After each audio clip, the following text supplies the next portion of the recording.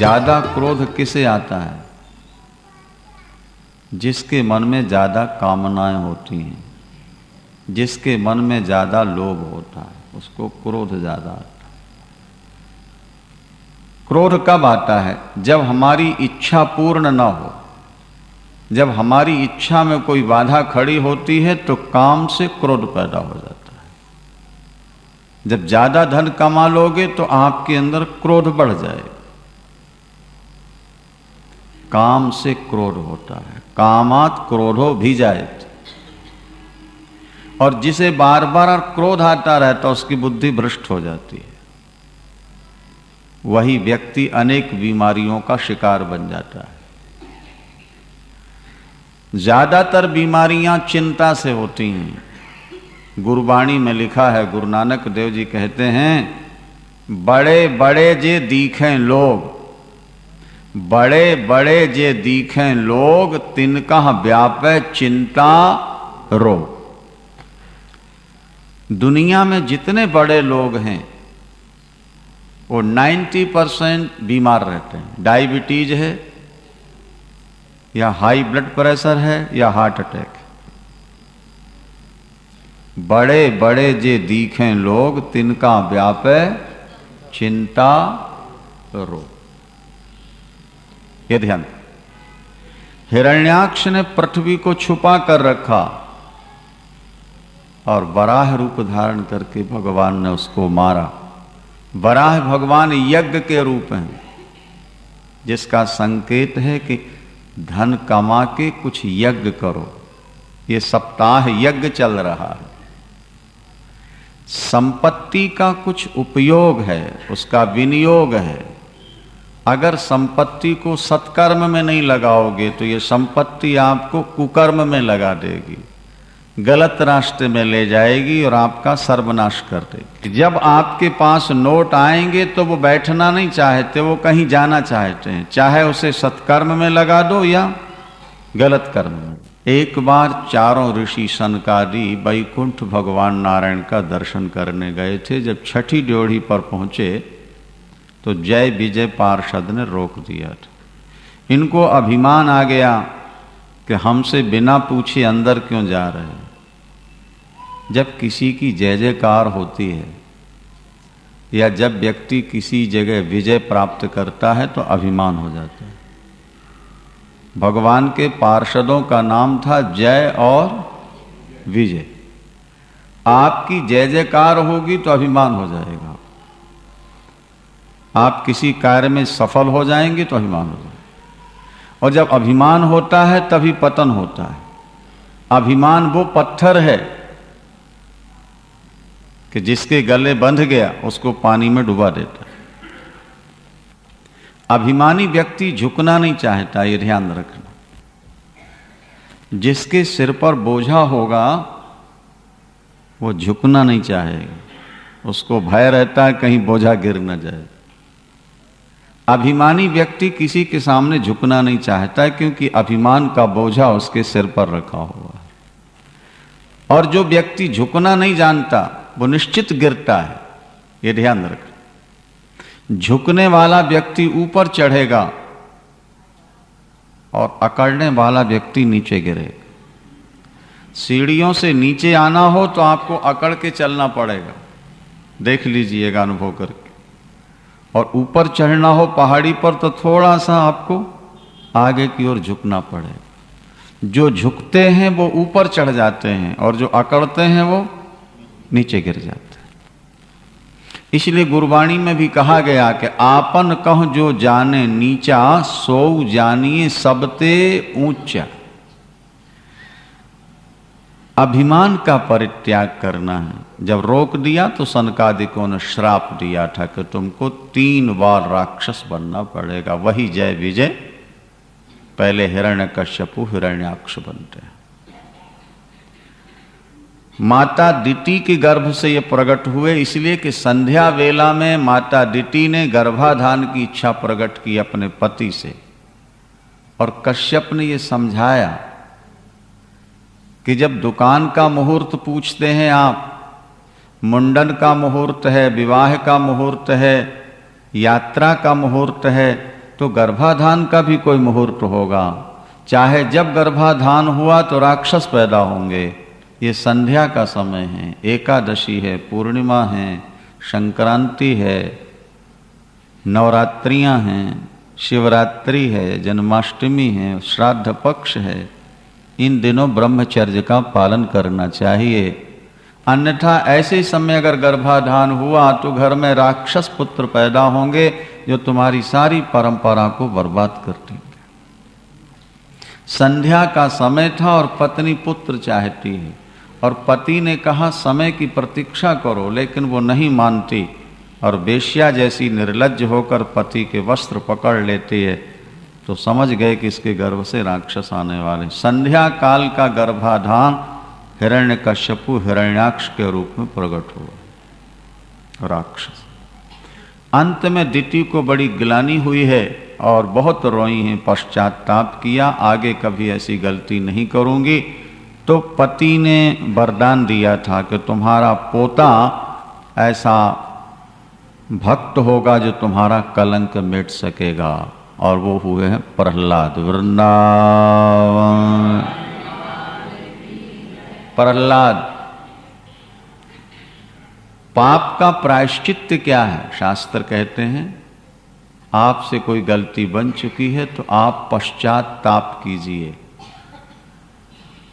परमात्मा का नाम लीजिए और भविष्य में पाप न करने का संकल्प कीजिए। आपके पाप का प्रायश्चित्त हो जाएगा, धुल जाए। यदि आपने गलती की और आपके मन में कोई पश्चाताप नहीं है और आगे भी पाप करने का ही आपका संकल्प बना हुआ है, तो वो पाप दिन दूना रात चौगुना बढ़ता चला जाएगा, आपके जीवन के लिए खतरा बन जाएगा। पश्चाताप का परिणाम था कि घर उनके यहां फिर प्रहलाद जी प्रकट हुए। अष्टो मैथुनी सृष्टि प्रारंभ होती है, उसमें स्वयंभू मनु और शत्रुपा के यहां 2 पुत्र और 3 कन्याएं पैदा होती हैं। पहले देवहूति जी का चरित्र है,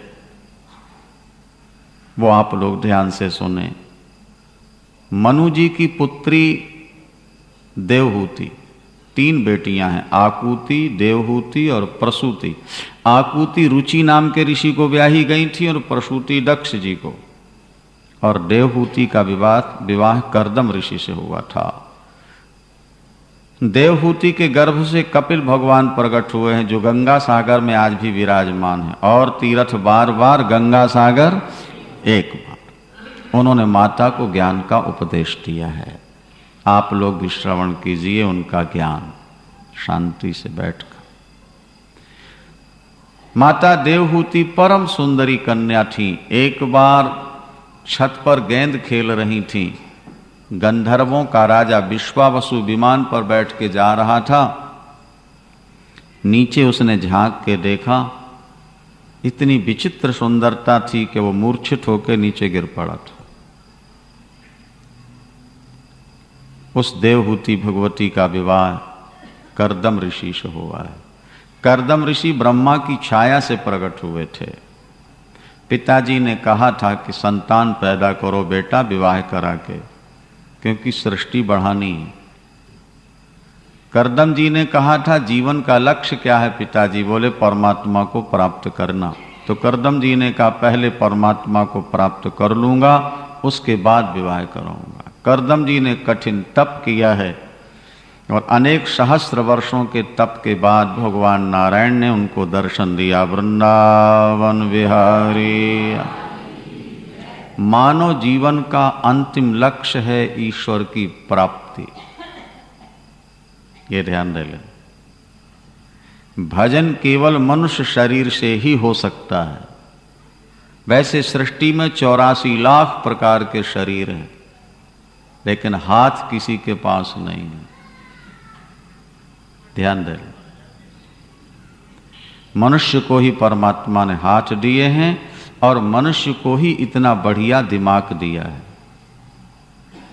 पत्नी पति से प्यार करने वाला, बच्चों से प्यार करने वाला दिमाग तो पशुओं को भी मिला है, लेकिन ईश्वर को प्राप्त करने वाली बुद्धि मनुष्य को ही प्राप्त है। इस बुद्धि का दुरुपयोग नहीं करना, इसका सदुपयोग करो परमात्मा का चिंतन करके। पत्नी, पुत्र, परिवार, पशु शरीर में मिल जाएंगे, लेकिन भगवान का भजन मनुष्य शरीर छोड़कर कहीं नहीं हो पाएगा। और भजन के बिना भगवान मिलेंगे नहीं, भगवान के मिले बिना शांति मिलेगी नहीं। भटकते रहो, जल्दी से जल्दी भजन में लग जाओ। करदम जी ने कठिन तप किया, नारायण का दर्शन हुआ और नारायण जी ने कहा कि आप देवहूति से विवाह करा लीजिए, 9 कन्याओं को जन्म देने के बाद आप संन्यास ले लीजिएगा। नारायण जी चले गए हैं, करदम जी प्रतीक्षा करते हैं। मनु जी अपनी कन्या को लेकर आए और अनुनय विनय की इस कन्या को आप पत्नी के रूप में स्वीकार कर लीजिए। करदम जी ने कहा ठीक है, मैं विवाह तो करा लूंगा, लेकिन 9 कन्याओं के जन्म लेते ही मैं छोड़ दूंगा, संन्यास ले लूंगा। ब्राह्मण का शरीर भोग भोगने के लिए नहीं मिला, ब्राह्मण का शरीर तप करने के लिए मिलता है। मृत्यु के बाद उसे वैकुंठ का सुख मिलता है। जो ब्राह्मण यही सुख चाहता है वो मर के नरक जाता है। बोलो वृंदावन।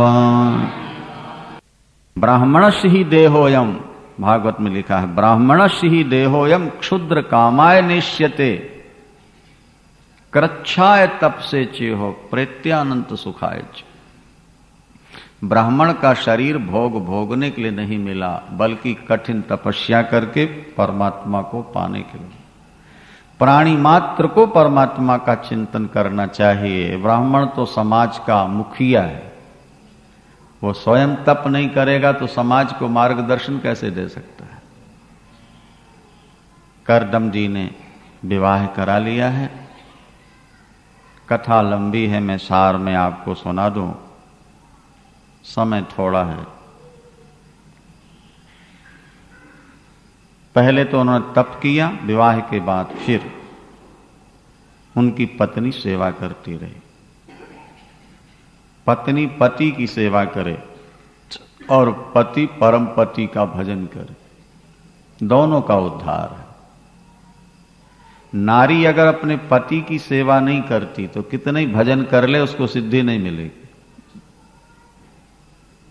और पुरुष यदि भगवान का भजन किए बिना मर गया तो कुत्ता या सुअर बनना ही पड़ेगा, उसे प्रेत बनना ही पड़ेगा, ऐसा शास्त्रों में लिखा है। भगवान राम ने स्वयं कहा है, मनुष्य का शरीर पाकर भजन किए बिना मरे तो कुकर शुकर बनना पड़ेगा, गंदगी खानी पड़ेगी कई जन्मों तक।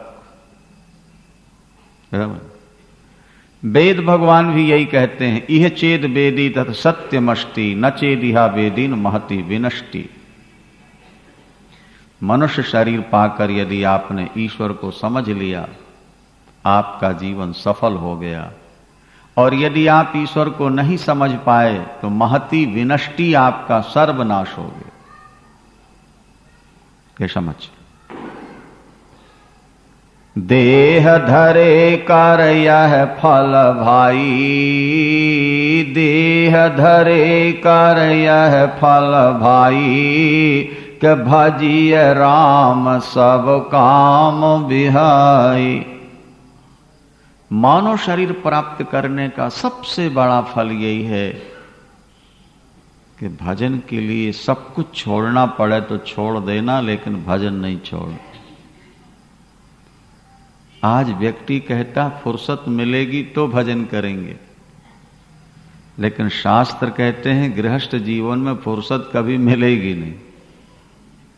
जिंदगी है जब तक फुर्सत नहीं है काम से, कुछ समय ऐसा निकालो प्रेम कर लो राम से। हनुमान जी की पूंछ में कपड़ा बांधा जा रहा था, लंका में घी और तेल डालना। हनुमान जी महाराज 4 अंगुल अपनी सूंड बाहर निकाल देते हैं। एक कपड़ा लपेटा गया, उतनी फिर पूंछ निकल आई, दूसरा लपेटा फिर निकल आई, सारी लंका के कपड़े उसमें बांध दिए गए, लेकिन पूंछ पूरी नहीं बन पाई।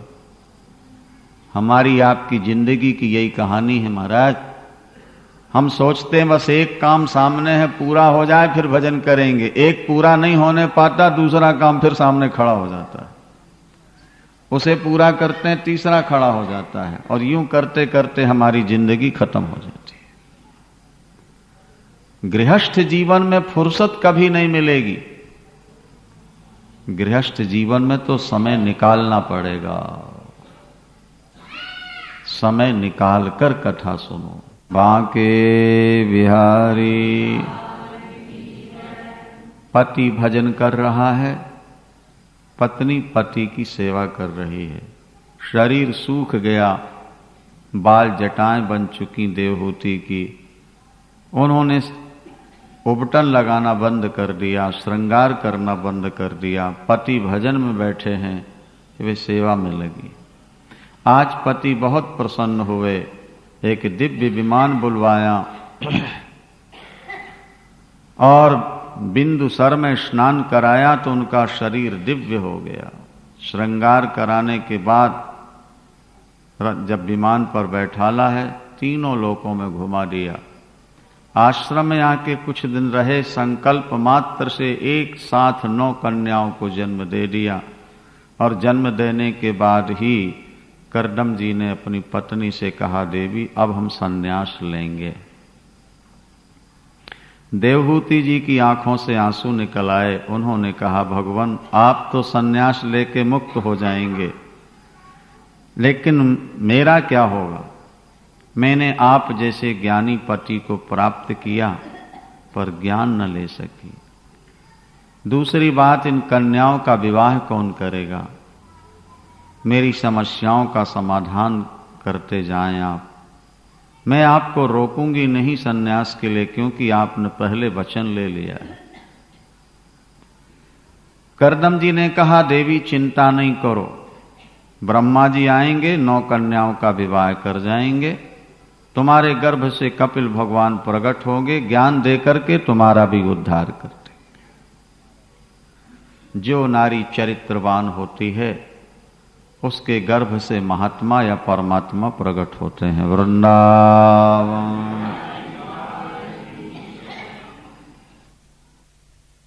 जिसकी कोख पवित्र है उस देवी की कोख से महात्मा या परमात्मा प्रकट होता है।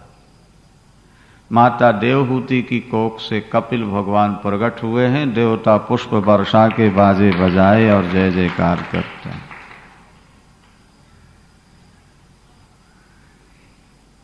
करदम ऋषि संन्यास ले लेते हैं भगवान की आज्ञा लेकर। माता देवहूति पुत्र रूप में आए भगवान से ज्ञान प्राप्त करती हैं। आप लोग शांति से सुनिएगा। दुनिया का सबसे बड़ा धन है ज्ञान।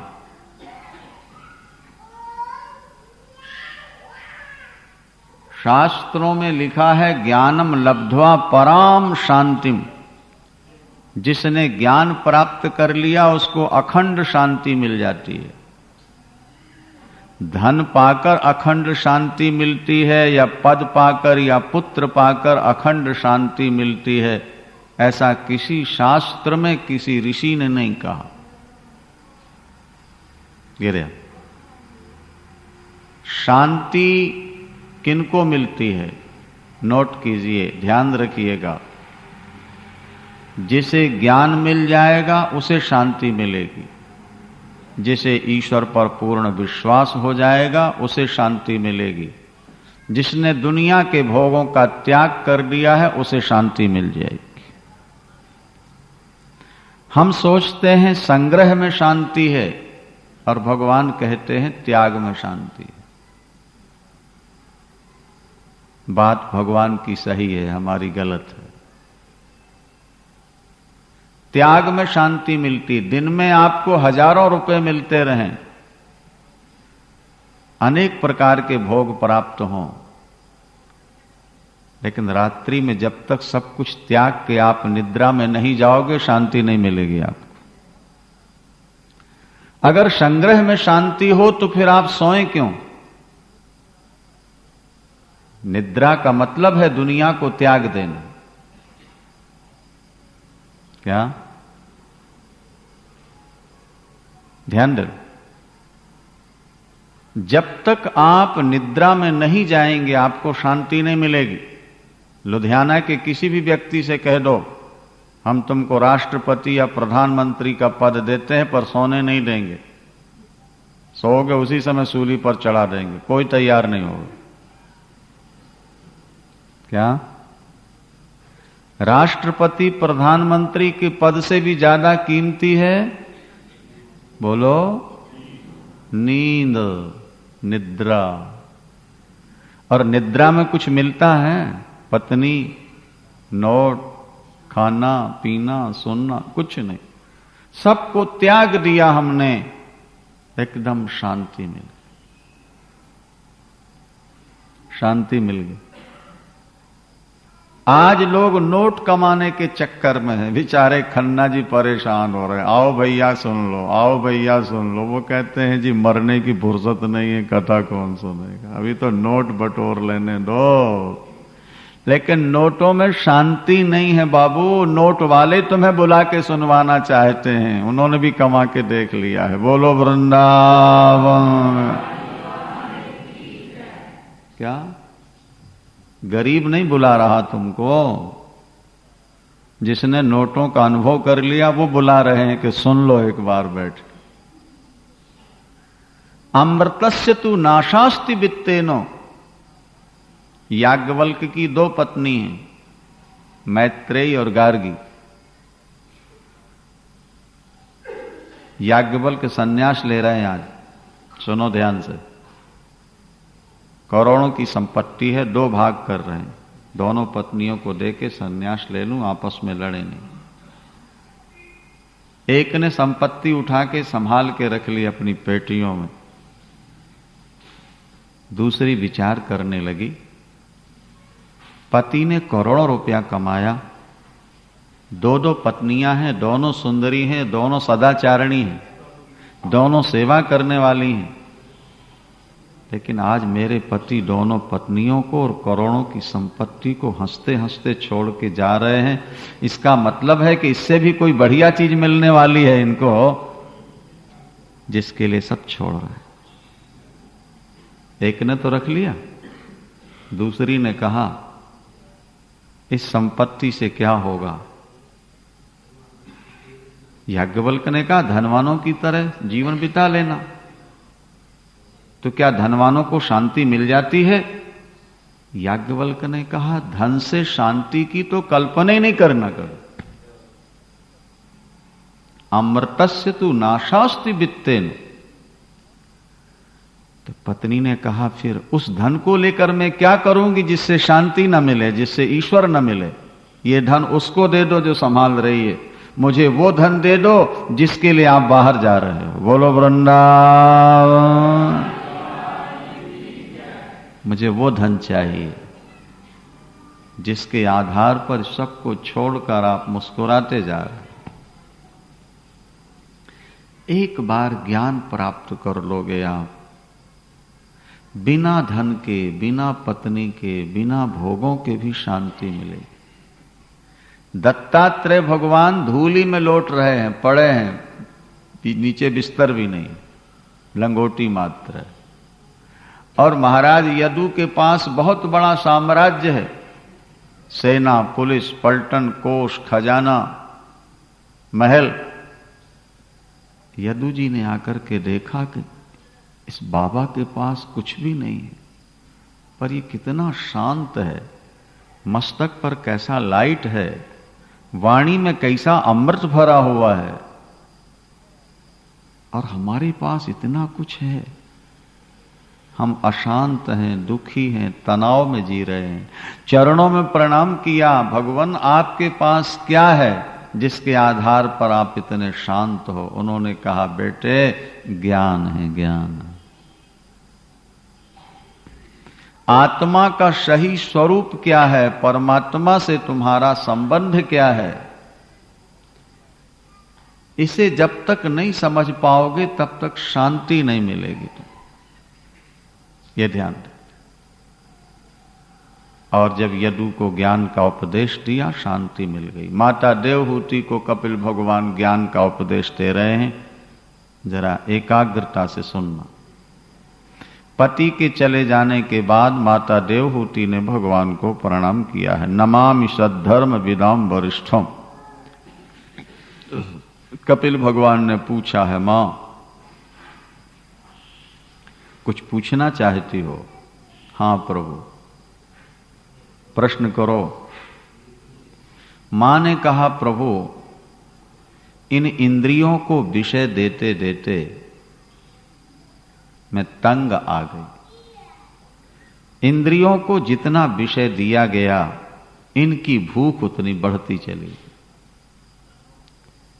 इंद्रियों के कारण ही व्यक्ति पाप करता है। गीता में एक प्रश्न है, दुनिया में कोई व्यक्ति पाप करना नहीं चाहता, लेकिन दुनिया का कोई व्यक्ति पाप से बच नहीं पाता। पाप करना नहीं चाहते तो फिर पाप क्यों होते हैं? बोले इंद्रियों के कारण। इनमें नित नए भोगों की इच्छा है, और भोग देते जाओ और इच्छा बढ़ती जाएगी, उसकी कमी नहीं होती। जैसे गाय नया घास चाहती है, इसी तरह हर इंद्री नया भोग चाहती है, नए विषय चाहती है। और इसके कारण ही व्यक्ति पाप करता है, और पाप व्यक्ति को नरक में ले जाता है, कुकर शुकर बनाता है, कीट पतंग बनाता है। प्रभु मुझे रास्ता दिखाइए, शांति मिले, मेरा तनाव कम हो जाए। कपिल भगवान ने कहा, मां जब तक चित्त विषयों में फंसा है तभी तक अशांति है और तनाव है। जिस दिन चित्त विषयों से हट जाएगा, उसी दिन तुम अपने आप को परमात्मा के स्वरूप में देख लोगी। जीव ब्रह्म का स्वरूप ही है। बर्फ पानी का स्वरूप ही है बाबा, वो दिख रहा है तुम्हें पत्थर की तरह, लेकिन वो तरल पानी है। शीत के संयोग से, फ्रिज के संयोग से वो पत्थर हो गया है। गर्मी लगने दो फिर पानी। शरीर के धर्मों को आत्मा के धर्म मान लेने से जीव कहलाने लगा, और शरीर के धर्मों से जब पीछे हट जाएगा तो जीव ही ब्रह्म का स्वरूप बन जाता है। ध्यान दें। माता देवहूति ने कहा, भगवान ये तो ठीक है, लेकिन चित्त विषयों से हटे कैसे, मन विषयों से हटे कैसे?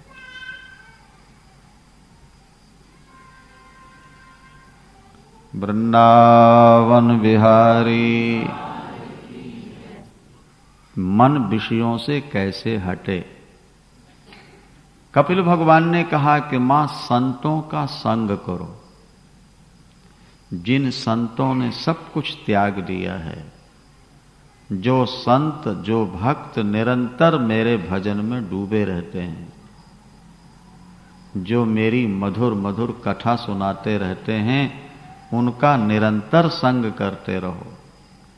जब मेरी मधुर कथाएं सुनने को मिलेंगी तो भगवान की कथा सुनते सुनते भगवान में श्रद्धा बढ़ेगी, और अंत में रति के बाद भक्ति मिल जाएगी। और जब भक्ति मिल जाएगी तो संसार से विरक्ति हो जाएगी, और संसार से विरक्ति हुई और मन शांत हुआ, और मन शांत हुआ कि हृदय में भगवान का दर्शन हो गया, और दर्शन हो गया तो जीवन सफल हो गया।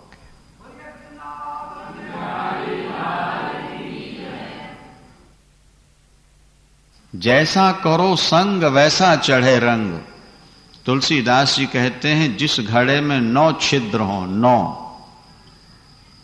उसमें पानी भर के रखना चाहो तो एक ही उपाय है, उसे जल के अंदर डुबा के रखो। ये मनुष्य के शरीर में भी 9 छिद्र हैं। इसमें प्रेम रूपी जल भर के रखना है, ज्ञान रूपी जल भर के रखना है, तो सत्संग रूपी तालाब में डुबा के रखो। तुलसी नवघट छिद्र को तुलसी नवघट छिद्र को सत्संगति सरबोर, और बाहर रहे न प्रेम जलो कीजे जतन करोड़ों। करोड़ों उपाय कर लो, प्रेम जल आपके हृदय में तब तक ठहरेगा नहीं जब तक आप सत्संग में मन लगाएंगे नहीं। परमात्मा की भक्ति समस्त विकारों को मिटा देती है, वो परमात्मा का दर्शन भी करा देती है। जैसे भूख लगी है जोर से, खाने की इच्छा है, शरीर में कमजोरी भी आ गई है, ज्यादा से ज्यादा खा लेंगे, लोभ भी है, लेकिन जब भोजन आप करेंगे तो एक साथ 3 काम होंगे। भूख कम हो जाएगी, शरीर में शक्ति बढ़ जाएगी, और ज्यादा खाने की जो इच्छा थी वो खत्म हो जाएगी। इसी तरह जब आप भगवान की भक्ति करेंगे, पाप कट जाएंगे, साथ में भक्ति मिल जाएगी, और उसके साथ साथ मन में जो भोगों को पाने की इच्छा है वो भी खत्म हो जाएगी, और संसार से मन हटा और भगवान में लगा, और भगवान में मन लगा और भगवान का दर्शन हुआ। परमात्मा हमारे अंदर है, लेकिन हमको उसका अनुभव नहीं होता, इसलिए कि परमात्मा और आत्मा ऐसे रहते हैं जैसे हमारे हाथ हैं। ये पिछला हाथ तो परमात्मा है और अगला हाथ जीवात्मा है। ये पिछला हाथ परमात्मा जीव को देख रहा है और ये जीव जगत को देख रहा है। देखो, ईश्वर जीव को देखता है और जीव जगत की ओर देख रहा है। भगवान कहते हैं कि जगत से मुड़ के जरा मेरी ओर देख, तेरे करोड़ों जन्मों के पाप मिट जाएंगे, तेरी अशांति नष्ट हो जाएगी, तुझे शांति मिल जाएगी। अरे सन्मुख होय जीव मोहि जबहि, के जन्म कोटि अघनाशो तबहि। मेरे सन्मुख पिता पुत्र की ओर देख रहा है, पिता पुत्र से प्यार कर रहा है, पुत्र अपनी बीवी से प्यार कर रहा है, वो पिता से नहीं करता। परमात्मा जीव से प्यार करता है, जीव परमात्मा से प्यार न करके जगत से प्यार करता, इसीलिए अशांत और दुखी है। जिस दिन ये जीव ईश्वर की ओर मुड़ जाएगा, इसे शांति मिलेगी। कठिन है पर समझने की कोशिश करो। संस्कृत में नींद को सुषुप्ति कहते हैं। सुषुप्ति संस्कृत शब्द है ना, सुषुप्ति। सुषुप्ति शब्द का अर्थ क्या है? स्वम रूपम अवापनोति सुषुप्ति। जहां जीव अपने स्वरूप को प्राप्त कर ले, जहां जीव भगवान की गोद में पहुंच जाए, उसको सुषुप्ति नींद कहते हैं। जगत से नाता तोड़ के परमात्मा की गोद में पहुंच जाने को नींद कहते हैं। और इसीलिए सारे दिन काम करके आप जब थकान महसूस करते हैं, सो जाते हैं, और जब उठते हैं तो हल्कापन आपके शरीर में होता है, सारी थकान आपकी खत्म होती है। जगत में थकान है, तनाव है, टेंशन है, और परमात्मा में हल्कापन है, शांति है, आनंद है। आप प्रतिदिन ईश्वर के पास जाते हैं थोड़ी देर के लिए, और नई एनर्जी प्राप्त करके फिर संसार की ओर दौड़ जाते हैं। बच्चा खेलते खेलते जब थक जाता है तो मां की गोद में आके सो जाता है, और थकान जब दूर होती है तो उठ के फिर खेलने भाग जाता है। मां की गोद में थकान मिटती है, खेलने में थकान बढ़ती है। संसार का काम करने में तनाव बढ़ता है, टेंशन बढ़ जाता है, और रात्रि में जब भगवान की गोद में चले जाते हैं तो शांति मिल जाती है। जैसे नींद में जगत को भूल जाने के बाद शांति मिली, जागृत में भी अगर आप जगत से थोड़ा मन हटा के रखो तो वही शांति आपको जीवन भर प्राप्त होती रहे। और उसी शांति में संत आनंद लेते रहते हैं, ये ध्यान रखना। संतों के पास शांति है, आपके पास संपत्ति है पर शांति नहीं, उनके पास संपत्ति नहीं है पर शांति है।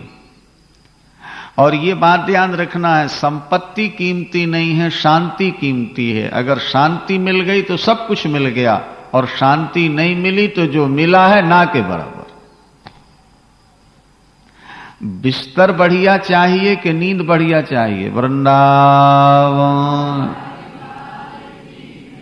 हाँ, धनवानों, आपने डबल बेड बनवाया है, बड़ा कीमती, और डनलप के गद्दे बिछा रखे, लेकिन नींद नहीं आ रही। और एक गरीब आदमी पत्थरों पर, फुटपाथ पर सोता है, एक नींद में प्रातः काल हो जाता। तो आपको डनलप का गद्दा चाहिए कि नींद चाहिए? नींद चाहिए। नींद जरूरी नहीं कि डनलप के गद्दे में आई जाएगी। नींद तो उसी को आती है जिसके तनाव कम होता है, चिंता कम होती, तनाव रहित जीवन। माता देवहूति ने ज्ञान प्राप्त किया। कपिल भगवान ने कहा कि मां, जब तक व्यक्ति धन कमाता है तब तक लोग, परिवार वाले उससे बहुत प्यार करते हैं, और जब धन कमाना बंद हो जाता है तो जैसे बूढ़े बैल से किसान प्यार नहीं करता, इसी तरह बूढ़े माँ बाप से बेटे प्यार नहीं करते, फिर वो घर के लिए भार हो जाते हैं। जैसे कुत्ते को रोटियां दे दी जाती हैं, इसी तरह बूढ़ों को रोटियां दे दी जाती हैं।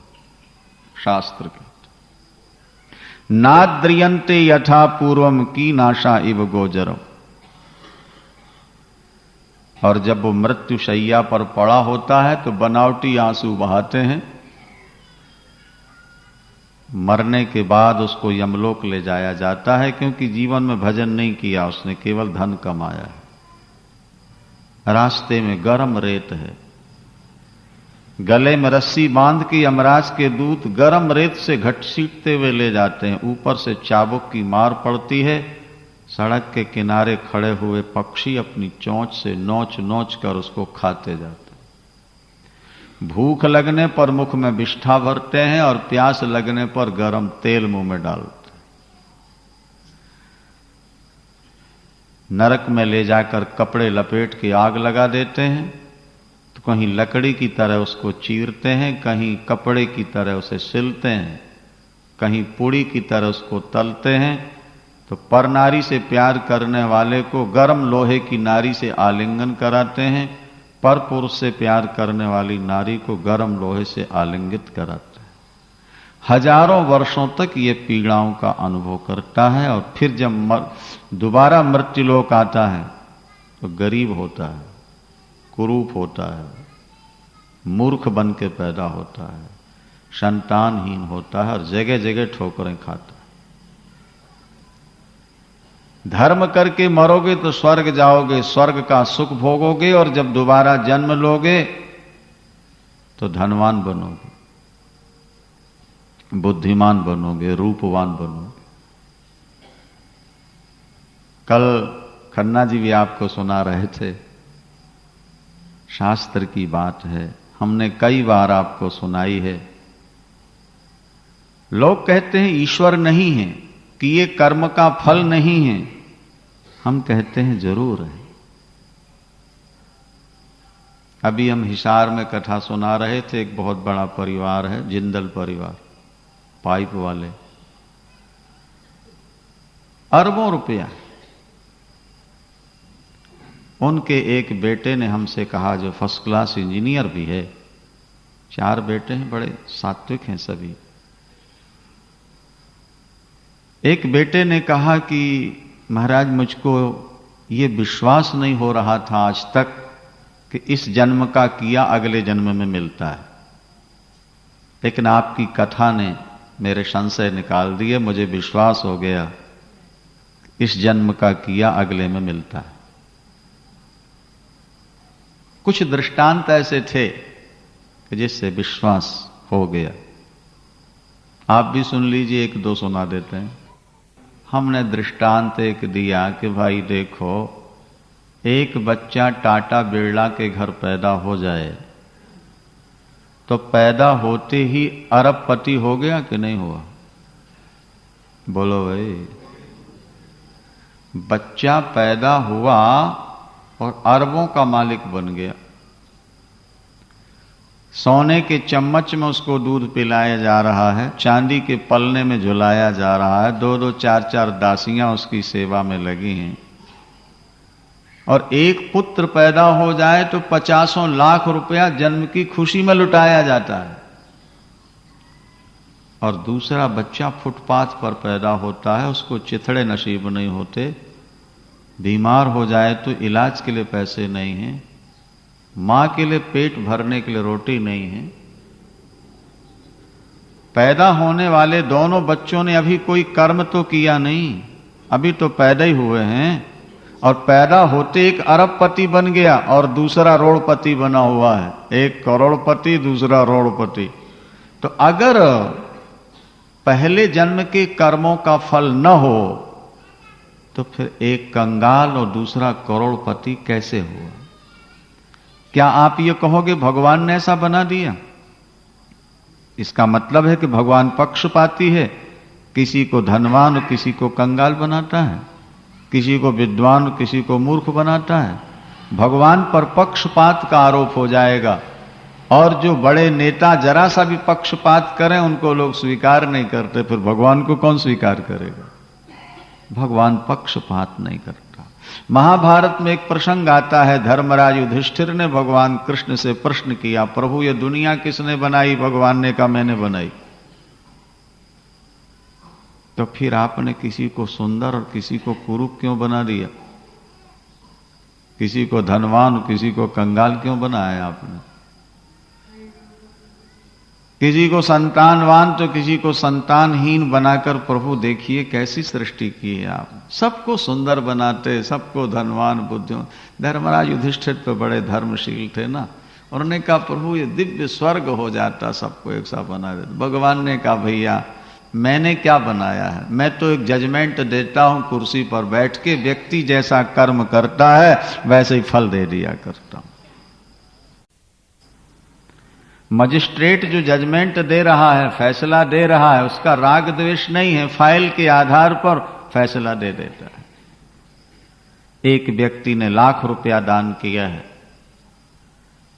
और 100 वर्ष बाद 1000 वर्ष बाद दूसरी जगह पैदा होना है, तो वो किए हुए दान का ब्याज नहीं बढ़ेगा। भगवान कहते हैं उसको मैं ऐसे घर में पैदा कर दूंगा जहां बिना कमाए अरबों रुपया मिल जाए। और जिसने जिंदगी भर पाप किया है, धर्म नहीं करता, यज्ञ नहीं करता, पूजा पाठ नहीं करता, सुरा सुंदरी में सारी संपत्ति लुटा रहा है, अगले जन्म में वो गरीब के घर पैदा होता है, पैसे पैसे के लिए मोहताज होता है, तरसता रहता है। आदत्त दानाच भवे दरिद्री, धर्मशास्त्र का वचन है। दान न देने वाला दरिद्री होता है। वो सुपात्र दानाच भवे धनाढ्य। आपको सुंदरता मिली है किसी पुण्य से, निर्मल बुद्धि मिली है किसी पुण्य से। आप फैक्ट्री के मालिक हो, आप एसी कमरे में बैठ करके आनंद ले रहे हो गर्मियों में, और आपकी लेबर मशीनों से जूझ रही है, गर्मियों में सड़ रही है बेचारी, लेकिन उनको तो पेट भरने के लिए मुश्किल से मिलता है। आपको लाखों रुपया महीने का मिल रहा है, आप बैठे बैठे लाखों पा रहे हो, वो सारा दिन परिश्रम करके परिवार का पेट नहीं भर पा रहे। आपको बैठे बैठे जो मिल रहा है, आपके परिश्रम का फल है कि भगवान की कृपा का है? क्या मानोगे इसको?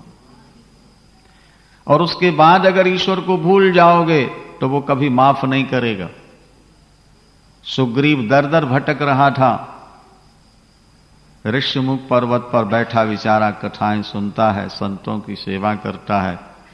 भगवान राम का दर्शन हुआ, भगवान राम से मित्रता हुई, तुम उपकार सुग्रीव ही कीना और राम मिलाए राजपद दिन। हनुमान जी, भगवान ने पूछा मित्र जंगल में कैसे पड़े हो? रो पड़े सुग्रीव, अपनी सारी राम कहानी सुना दी। भाई ने कैसे ठुकराया, कैसे मारा और कैसे सब कुछ छीन लिया। प्रभु अब तो मैं आपका बन चुका हूं, आपकी शरण आ गया हूं, अब तो कृपा करो रात दिन आपका भजन करता रहूं। अब प्रभु कृपा करो ये ही भांति कि सब तज भजन करो दिन राति। प्रभु ने कहा एक बाण से बाली को मारूंगा मित्र, दूसरा बाण नहीं चलाना पड़ेगा।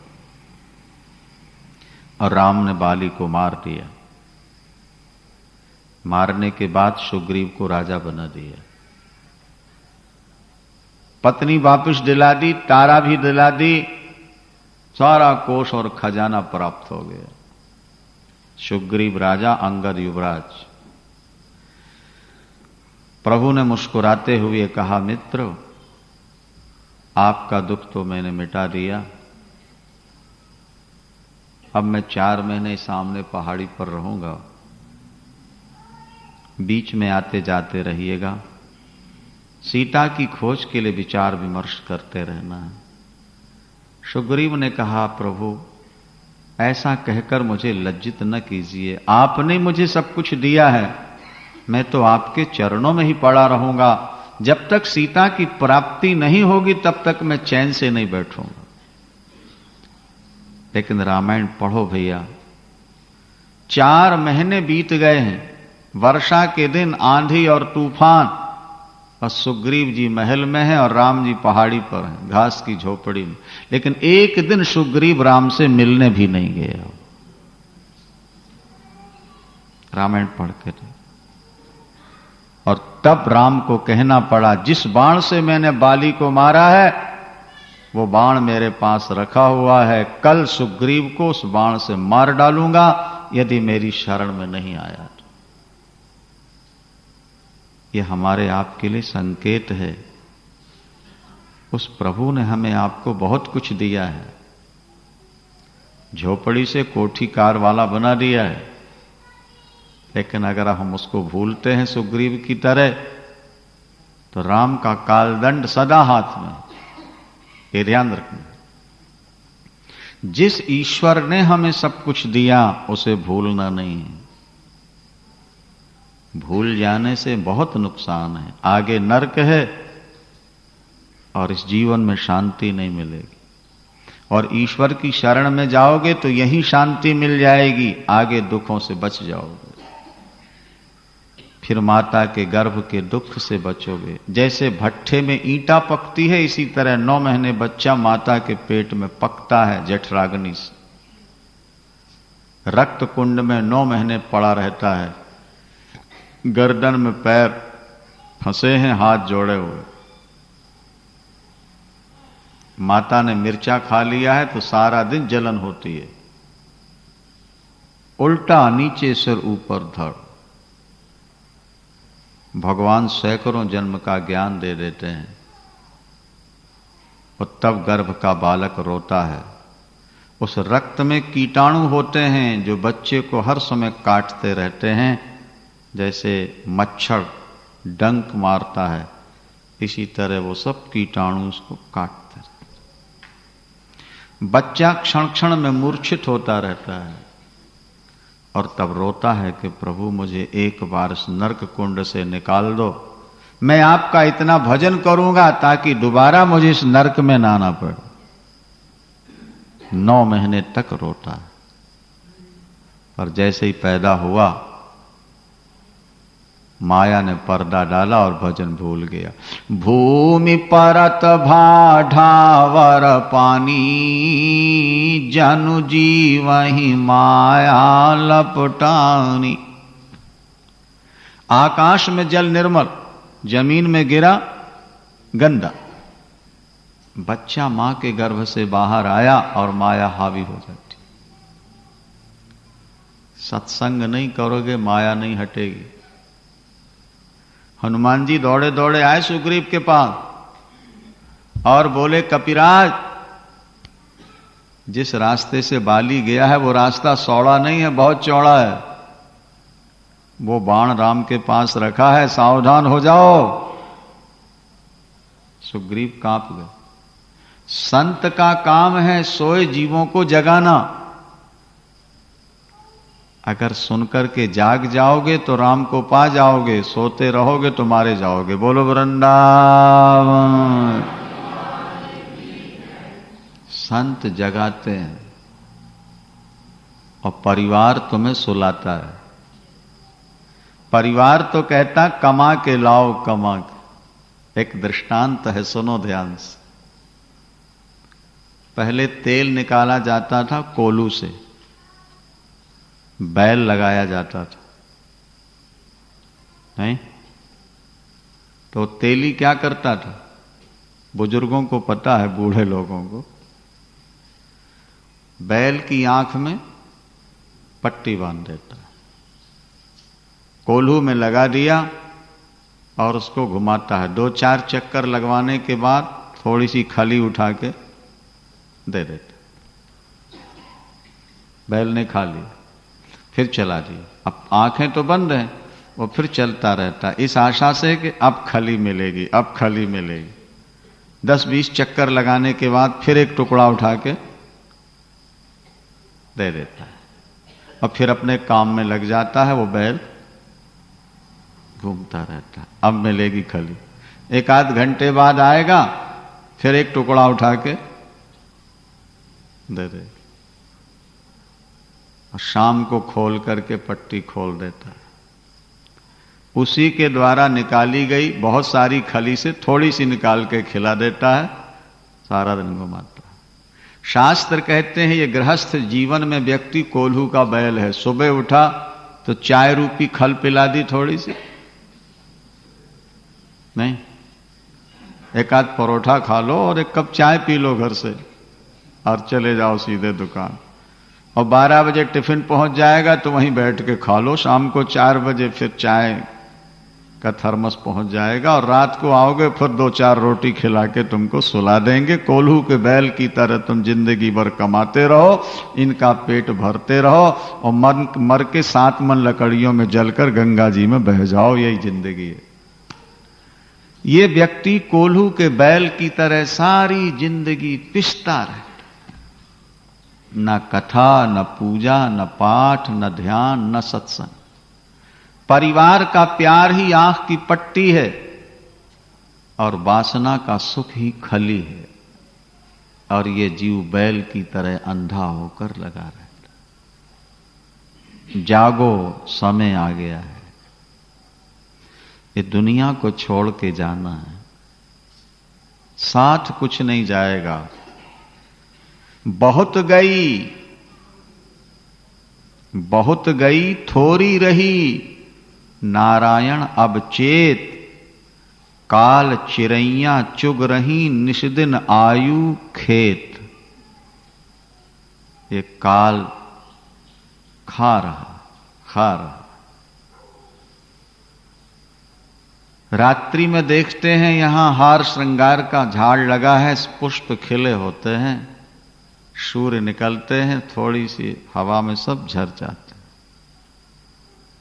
फिर सायंकाल हुआ, नए पुष्प निकलते हैं, प्रातःकाल फिर झर जाते हैं। इस संसार में नए नए फूल खिलते रहते हैं, झड़ते रहते हैं, फिर नए बनते रहते हैं। कितने लोग दुनिया में पैदा हुए, कोठी, मकान, दुकान, बस इसी चक्कर में मर गए। हाथ में कुछ नहीं गया। सिकंदर के तिजोरी की चाबियां 40 ऊंटों पर लादी जाती थी। बहुत धन था सिकंदर के। उसने हजारों बच्चों को मौत के घाट उतारा, सैकड़ों अबलाओं का शील हरण कराया, हजारों निरपराधियों को मौत के घाट उतार दिया। वो दुनिया का बादशाह बनना चाहता था। उसका ख्वाब, उसका संकल्प पूरा नहीं हो पाया दुनिया का बादशाह बनने का, कि बीमार पड़ा और मर गया। किसी शायर ने उसके कफन पर एक शेर लिखा, उसके कफन पर। इकट्ठे गर जहां के जर, सभी मुल्कों के माली थे। सिकंदर जब गया दुनिया से तो दोनों हाथ खाली थे। कितना कमाओगे भैया, साथ कुछ नहीं जाना। मुट्ठी बांध के आए थे और खाली हाथ जाना। मन फूला फूला फिरे जगत में, कैसा नाता रे। माता कहे ये पुत्र हमारा, बहन कहे वीर मेरा, और भाई कहे ये भुजा हमारी, नारी कहे नर मेरा रे। मन फूला फूला फिरे जगत में, कैसा। एक झटके में प्राण निकलते हैं। अभी हमारे पास पत्र आया अमृतसर की कथा में, हमारे एक शिष्य पुष्प तोड़ रहे थे पूजा के लिए। वृक्ष से, झाड़ से पुष्प तोड़ रहे। पुष्प तोड़ते ही तोड़ते छाती में दर्द हुआ, बढ़ा, वहीं गिरे और प्राण निकला। पानी केरा बुलबुला असमानुष की जात, देखत ही छिप जाएगा त्यों तारा प्रभात। माताओं को पता है इनके यहां गैस का सिलेंडर रखा है ना, गैस खत्म होते होते पता नहीं लगता कि खत्म हो रही है क्या, और अंतिम ऐसी निकलती है कि तवा की रोटी तवे पर रह जाती है, फूंक निकल। इस मनुष्य जीवन में यह भी एक सिलेंडर है जिसमें श्वास रूपी गैस आ जा रही है। अंत तक पता नहीं लगता कब मरना है, और अंतिम श्वास निकल जाती है। व्यक्तियों की हजारों इच्छाएं कामनाएं अधूरी रह जाती हैं। सामान 100 बरस का, पल की खबर नहीं।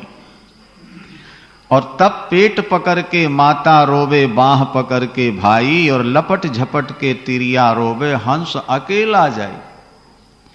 जब लग जीवे माता रोए, बहन रोए खट मासा रे, और 13 दिन तक तिरिया रोवे, फिर करे घर बासा रे। मन फूला फूला फिरे जगत में, कैसा नाता। आज पैसा हो गया है तो कहते हैं विदेशी कार में यात्रा करेंगे। हम सड़क पर निकलेंगे तो लोग हमारी ओर देखेंगे, कौन सेठ जा रहा विदेशी कार में। बाबा तुम मर्सिडीज में घूमो या टोयोटा में घूमो या हवाई जहाज की यात्रा कर लो, लेकिन अंतिम यात्रा तो काठ की घोड़ी पर करनी पड़ेगी। क्या अर्थी पर जाओगे, काहे की होती है वो। 4 गजी चर गजी मंगाया, चढ़ा काठ की घोड़ी, और चारों कोने आग लगा दिया, फूंक दियो जस होरी। और हाड़ जरे जस लाकड़ी, कीस जरे जस घासा रे। मन फूला फूला फिरे जगत में, कैसा नाता। सोने जैसी काया जर गई। संत कहते हैं जागो, सोने जैसी काया जर गई, को न आयो पासा। कहत कबीर सुनो भाई साधो, छाड़ो जग की आशा रे। मन फूला फूला फिरे जगत में, कैसा नाता। तुम तो यहां मेहमान बन के आए थे, मालिक बन के बैठ गए।